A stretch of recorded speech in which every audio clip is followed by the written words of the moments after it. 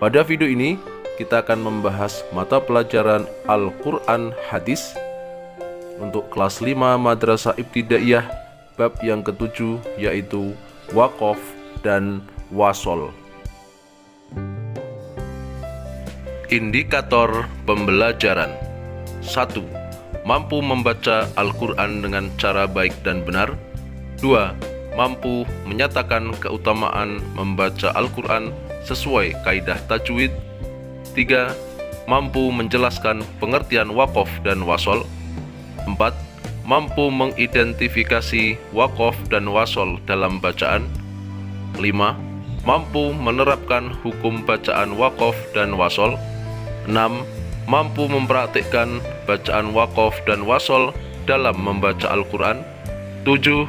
Mampu merinci pembagian waqaf dan wasol. Hukum bacaan waqaf. 1. Pengertian waqaf. Secara bahasa, waqaf berarti berhenti.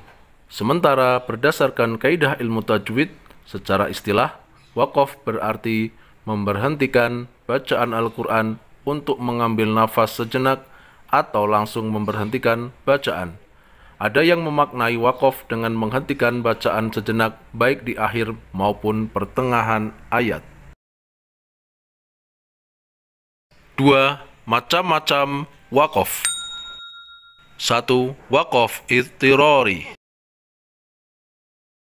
yakni menghentikan bacaan pada ayat yang belum sempurna ketika dalam keadaan terpaksa, baik karena kehabisan nafas, karena lupa, karena bersin, batuk, dan sebab-sebab lainnya. 2. Waqaf ikhtiyari. Waqaf ini biasa juga disebut waqaf ijtihadi, yakni jika seorang pembaca Al-Quran sesuai pilihan dirinya karena pemahamannya atas kaidah bahasa Arab sebagai bahasa Al-Quran. Waqaf ikhtiyari mempunyai 8 macam. Antara lain, 1. Waqaf tam, yakni menghentikan bacaan Al-Quran pada kalimat dari segi makna dan lafadznya tidak berkaitan dengan ayat sebelum atau sesudahnya. 2. Waqaf kafi. Waqaf kafi adalah waqaf pada suatu kalimat yang dibaca sempurna tanpa melakukan pemotongan kalimat di tengah ayat dan tidak memiliki ikatan lafadz dengan kalimat sesudah atau sebelumnya, namun memiliki kaitan dari segi makna. 3. Waqaf hasan, yakni menghentikan bacaan Al-Quran pada ayat yang susunan kalimatnya sudah sempurna. 4. Waqaf qabih, yaitu menghentikan bacaan Al-Quran pada tengah-tengah ayat atau ayat yang tidak sempurna sehingga berpengaruh pada arti dan kandungan ayat. Waqaf ini harus dihindari. 5. Waqaf bayan, yaitu menghentikan bacaan Al-Quran pada suatu kalimat, suatu ayat yang masih ada keterkaitan antara lafadz sebelum dan sesudahnya. Karena keterkaitan itu, sehingga lafadz sesudahnya tidak dapat dimengerti tanpa lafadz sebelumnya. 6. Waqaf jaiz, yaitu menghentikan bacaan Al-Quran pada kalimat dalam sebuah ayat dan lafadz yang datang setelah berhenti membaca itu bisa dijadikan awal bacaan tanpa mengurangi arti dan maksud kalimat. 7. Waqaf sholih, yaitu menghentikan bacaan pada sebuah kalimat karena lafadz tempat dia berhenti menjelaskan lafadz ayat sesudahnya. 8. Waqaf mafhum, yaitu menghentikan bacaan Al-Quran pada kalimat yang sempurna, baik dari segi lafadz maupun arti ayat, sehingga kalimat tersebut bisa dijadikan awal bacaan tanpa merusak arti dan maksud ayat. 3. Tanda-tanda waqaf. 1. Waqaf la wasol.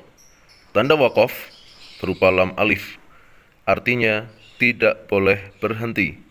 Jika terdapat tanda waqaf ini di tengah ayat, maka tidak diperbolehkan berhenti. Tetapi jika tanda waqaf ini berada di akhir ayat, maka diperbolehkan berhenti. Contohnya, wa idza qila lahum la tufsidu fil ardi qalu innama nahnu muslihun. 2. Waqaf lazim. Tanda baca mim, berarti harus berhenti. Waqaf lazim juga disebut waqaf tam atau sempurna, karena tanda waqaf ini menandakan sempurnanya suatu kalimat. Jadi, kalimat sebelumnya tidak ada hubungannya dengan kalimat setelahnya. Contohnya, wadrib lahum mathalan ashabal qaryah idh ja'ahal mursalun. 3. Waqaf waqfu aula. Tanda waqaf qala, berarti diutamakan berhenti. Apabila pada ayat Al-Quran terdapat tanda waqaf ini, diutamakan berhenti pada kata yang terdapat tanda tersebut. Contohnya, qila dkhulil jannah qala ya laita qaumi ya'lamun. 4. Waqaf muraqabah atau mu'anaqah. Tanda waqaf titik 3, artinya berhenti di salah satu tanda tersebut. Waqaf ini akan selalu muncul sebanyak 2 kali, dan kita harus berhenti di salah satu tanda waqaf tersebut. Contoh, dzalikal kitabu la raiba fihi hudal lil muttaqin, atau dzalikal kitabu la raib fihi hudal lil muttaqin. Jadi bisa berhenti di salah satu tanda titik 3 tersebut. 5. Saktah. Tanda waqaf sin, berhenti sejenak tanpa bernafas. Jadi apabila terdapat tanda waqaf tersebut, maka harus berhenti sejenak sehingga memutus bacaan, tetapi tidak diperbolehkan bernafas. Contohnya, qalu ya wailana man ba'athana min marqadina hadza ma wa'ada ar-rahman wa sadaqal mursalun. Jadi, ketika bertemu dengan waqaf tersebut, berhenti sejenak dengan menahan nafas. 6. Waqaf jaiz. Tanda waqaf huruf jim, artinya boleh berhenti atau boleh melanjutkan.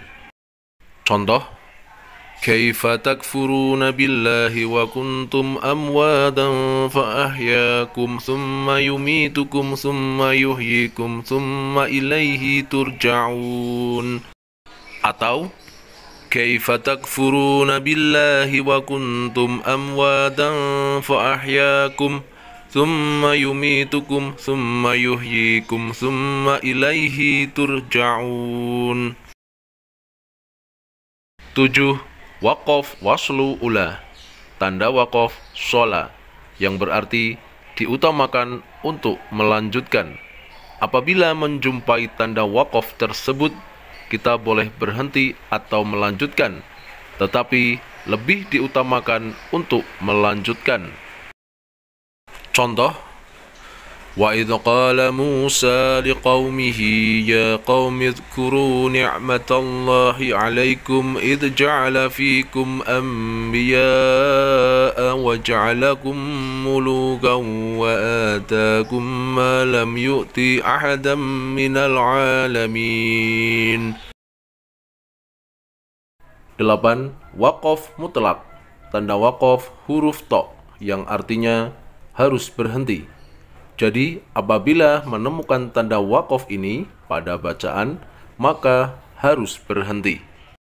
Contoh, qalu subhanaka la ilma lana illa ma 'allamtana innaka antal alimul hakim.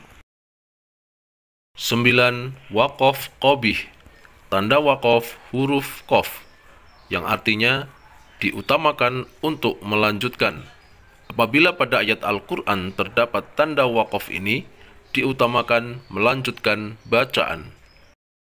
Contohnya, alla ilaha illa anta subhanaka inni kuntu minaz zalimin. 10. Waqaf murakhas. Tanda waqaf huruf shad berarti tidak berhenti. Selama tidak menemukan alasan untuk berhenti atau kita kehabisan nafas karena panjangnya satu ayat, maka kita meneruskan bacaan. Tanda waqaf shad ini sangat jarang ditemukan dalam Al-Quran. Contohnya, wabtaghu ma kataballahu lakum wa kulu washrabu. Jadi, ketika kita tidak kehabisan nafas, harus atau diutamakan dilanjut.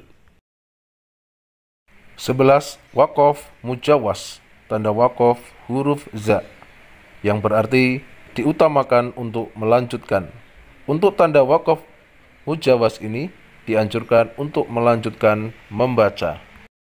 Contoh, amlil insani ma tamanna falillahil akhirati wal ula. 12. Waqaf kadzalik dengan tanda waqaf huruf kaf berarti sama dengan waqaf sebelumnya. Jadi apabila menemukan tanda waqaf ini, maka harus menyamakan dengan tanda waqaf sebelumnya. Contoh, wal 'adiyati dhabhan fal muriyati qadhan fal mughirati subha. Karena waqaf sebelumnya adalah la wasol, tidak boleh berhenti, maka ayat berikutnya juga sama, tidak boleh berhenti alias dilanjutkan. 13. Waqaf mustahab. Tanda waqaf qif berarti diutamakan berhenti. Apabila terdapat tanda waqaf ini, dianjurkan untuk berhenti daripada melanjutkan.